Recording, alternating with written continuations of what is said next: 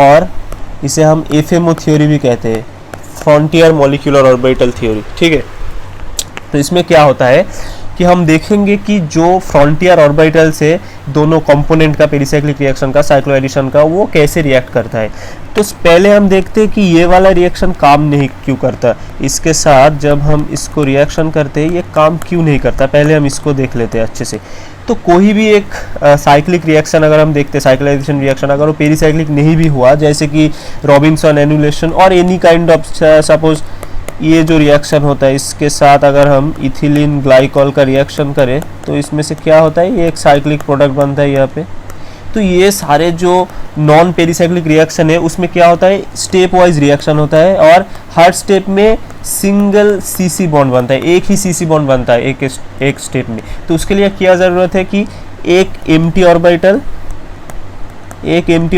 और एक filled orbital.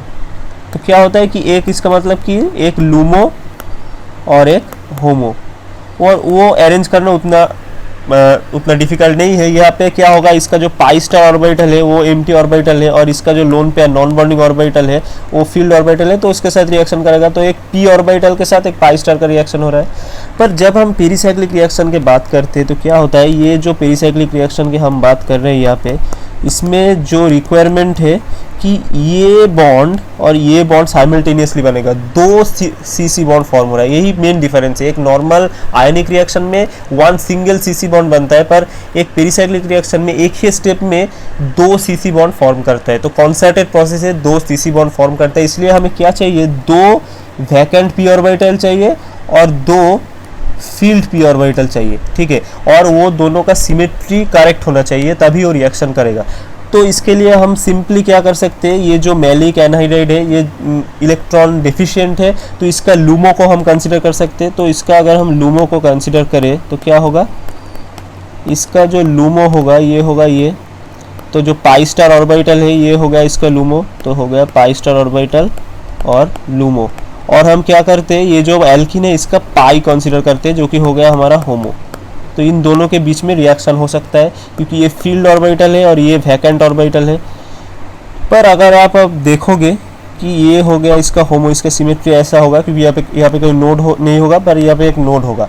तो एक साइड में तो ये बॉन्डिंग बन रहा है, पर दूसरे साइड में ये एंटी बॉन्डिंग बन रहा है क्योंकि इसका और इसका सिमेट्री अलग है। तो एक ही साइड में बॉन्डिंग बनेगा, दूसरे साइड में एंटी बॉन्डिंग बनेगा, तो ओवरऑल ये नॉन बॉन्डिंग हो जाएगा, बॉन्डिंग नहीं होगा इसमें कोई। तो हम देख सकते हैं कि क्योंकि सिमेट्री मैच नहीं कर रहा है तो इसलिए ये रिएक्शन नहीं कर रहा है। अगर आप दूसरा कॉम्बिनेशन की सोचोगे कि सिंपल जो एल्कीन है उसका अगर आप लूमो कंसिडर करोगे और जो मैलिक एनहाइड्राइड है उसका आप होमो कंसिडर करोगे तो सेम चीज़ होगा। ठीक है, एक साइड में बॉन्डिंग होगा पर दूसरे साइड में एंटी बॉन्डिंग होगा। तो इसका मतलब है कि अगर दो सिंपल पाई बॉन्ड रिएक्शन करना चाहे तो उस केस में बॉन्डिंग सिचुएशन नहीं अराइज होगा और इसलिए ये रिएक्शन नहीं करेगा। अब अगर हम उस सेम रिएक्शन को क्या करते हैं, मैलिक एनहाइड्राइड को सेम रखते हैं, पर अब हम एक डाइन को लाते हैं। तो इसमें हम इसका लूमो को रखते हैं ऐसे, लूमो और पाई स्टार जो ऑर्बिटल है, और एक डाइन को लाते हैं। अब डाइन का क्या है, डाइन का जो होमो है वो होता है साई2, और साई2 का सिमेट्री कैसा होता है, साई2 का सिमेट्री होता है कुछ ऐसा, ये हो गया एक साई2, यहाँ पे एक नोड रहता है। तो अब अगर आप देखोगे तो इस साइड में भी बॉन्डिंग है, इस साइड में भी बॉन्डिंग है, तो एक ओवरऑल बॉन्डिंग सिचुएशन हो रहा है। इसको अगर हम रिवर्स देखेंगे, रिवर्स ऑर्बिटल कंसिडर करेंगे तो क्या होगा, देखो, तो इसमें से हम अगर इसका होमो कंसिडर करें तो ये इसका हो गया होमो। अब हम डाइन का लूमो कंसिडर करेंगे तो डाइन का लूमो कौन सा होता है, इसका लूमो होता है साई3। ठीक है, तो यहाँ पे था ये होमो, सॉरी ये था होमो। अब हम इसका लूमो कंसिडर करेंगे और ये है साई3, और साई3 का सिमेट्री कैसा होता है, साई3 का सिमेट्री होता है कुछ ऐसा। ठीक है, ये होता है साई3 का सिमेट्री। इसमें से यहाँ पे एक नोड रहता है, यहाँ पे एक नोड रहता है, तो इसमें भी देखो ये बॉन्डिंग सिचुएशन अराइज कर रहा है। तो दोनों कॉम्बिनेशन में ही ये बॉन्डिंग सिचुएशन अराइज कर रहा है और इसलिए ये कॉम्बिनेशन परफेक्ट है और ये हीटिंग कंडीशन में एकदम अच्छे से रिएक्शन जाएगा। ठीक है, तो अगर हम मॉलिक्यूलर ऑर्बिटल ड्रॉ करें इसका तो क्या होगा, तो ये हमारा एक डाइन इधर रहेगा, डाइन, और इधर रहेगा डाइनोफाइल। ठीक है, तो इसमें 4 मॉलिक्यूलर ऑर्बिटल्स बन गए, 1 2 3 और ये 4 मॉलिक्यूलर ऑर्बिटल बन गया। ये हो गया हमारा psi1, ये हो गया psi2, ये हो गया psi3 और ये हो गया psi4। ठीक है, तो ये 2 फील्ड ऑर्बिटल है और ये हो गया हमारा होमो। अब इधर क्या होगा, इधर होगा हमारा, ये बन गया डाइन का जो पाई ऑर्बिटल जो फील्ड है, और पाई स्टार ऑर्बिटल कुछ यहाँ पे होगा। ठीक है, ये हो गया पाई स्टार ऑर्बिटल। अब अगर आप अच्छे से देखोगे तो ये दोनों के बीच में जो गैप है ये कम है, पर दूसरा जो गैप है ये वाला थोड़ा ज़्यादा है। ठीक है, ये वाला थोड़ा ज़्यादा है। अगर मैं ड्राइंग को थोड़ा मॉडिफाई करूँ तो और भी अच्छे से समझ में आएगा। ये थोड़ा और नीचे लाता हूँ इसको, ये वाला कर देता हूँ इसको, तो ये हो गया पाई ऑर्बिटल।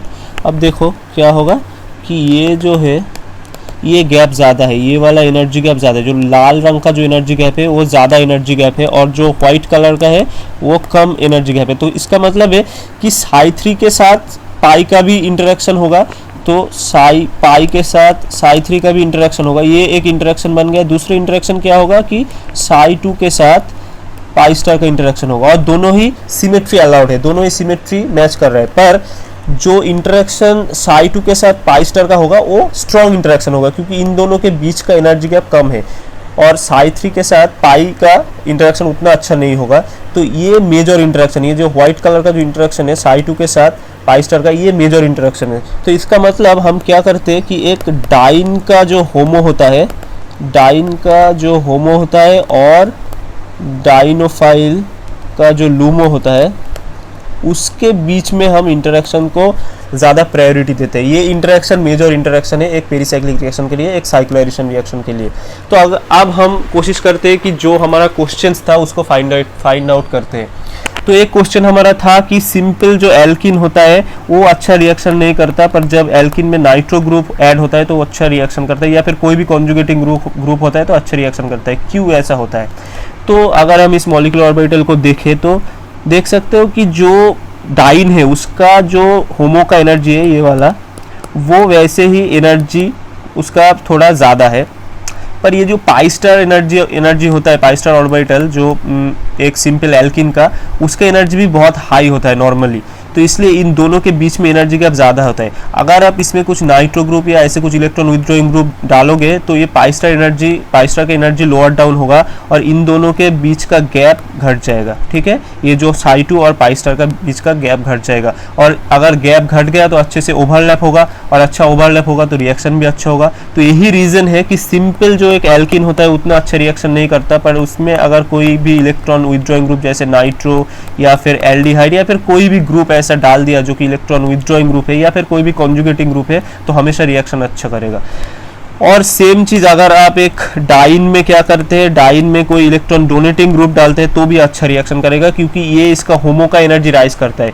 तो जो भी चीज़ क्या करेगा, ये psi2 का एनर्जी को राइज करेगा और पाई स्टार का एनर्जी को लोअर करेगा, वो पेरिसाइक्लिक रिएक्शन को हेल्प करेगा। इसलिए बेस्ट कॉम्बिनेशन होता है एक पेरिसाइक्लिक रिएक्शन में कि जो होमो है उसमें एक इलेक्ट्रॉन डोनेटिंग ग्रुप रहे, और जो लूमो है उसमें एक इलेक्ट्रॉन विथड्रॉइंग ग्रुप रहे। तो इसके बीच में जो रिएक्शन होगा ये सबसे अच्छा पेरिसाइक्लिक रिएक्शन होगा। ठीक है, तो ये एक क्वेश्चन हमारा हो गया। अब दूसरा क्वेश्चन आता है स्टीरियोकेमिस्ट्री का। तो स्टीरियोकेमिस्ट्री का क्वेश्चन अगर आता है तो स्टीरियोकेमिस्ट्री क्यों हमेशा स्टीरियो स्पेसिफिक होता है, तो हम देख चुके हैं कि ऐसे अगर एक डाइन के साथ एक डाइनोफाइल का रिएक्शन होता है तो हमेशा क्या होता है, कोई एक नीचे रहेगा। जैसे कि एक मैलिक एनहाइड्राइड के साथ अगर हम रिएक्शन को कंसिडर करें तो ये पार्ट नीचे रहेगा, और ऊपर से क्या आएगा, हमारा डाइन ऐसे आएगा, ऐसे हमारा डाइन आएगा और दोनों का ऑर्बिटल जो है रिएक्ट करेगा। तो एक के ऊपर एक बैठ के आ रहा है, इसका कोई रिवर्स नहीं हो सकता, इसका कोई एक्सेप्शन नहीं हो सकता, हमेशा यही होगा। तो ये एक टाइट ट्रांजिशन स्टेट हो रहा है, क्योंकि एक के ऊपर एक आ रहा है तो ये एक टाइट ट्रांजिशन स्टेट फॉर्म कर रहा है। जैसे कि हम अगर बात करें कि ये जो रिएक्शन है, सपोज हम इसके बारे में बात कर रहे थे कि जो हमारा ये वाला था, सपोज ये हमारा एक एल्किन था और इसके ऊपर एक डाइन ऐसे आ रहा है। ठीक है, तो हमेशा क्या होगा, ये ऊपर से आएगा ऐसे, तो जो रिएक्शन इसमें से होगा उसमें ये जो सेंटर है इसका स्टीरियोकेमिस्ट्री रिवर्स नहीं हो सकता है, और रिएक्शन के बाद हम क्या पाएंगे, इसको सेम साइड ही पाएंगे इसको हमेशा। ठीक है। और अगर ये दूसरा हुआ, ऑपोजिट साइड में हुआ, जैसे कि ये R ग्रुप इधर रहेगा और ये ट्रांस जो जियोमेट्री है, तो इसमें से अगर रिएक्शन बनेगा तो हमेशा वो उसका भी स्टीरियोकेमिस्ट्री रिटेन रहेगा और R ग्रुप एक ऊपर रहेगा, एक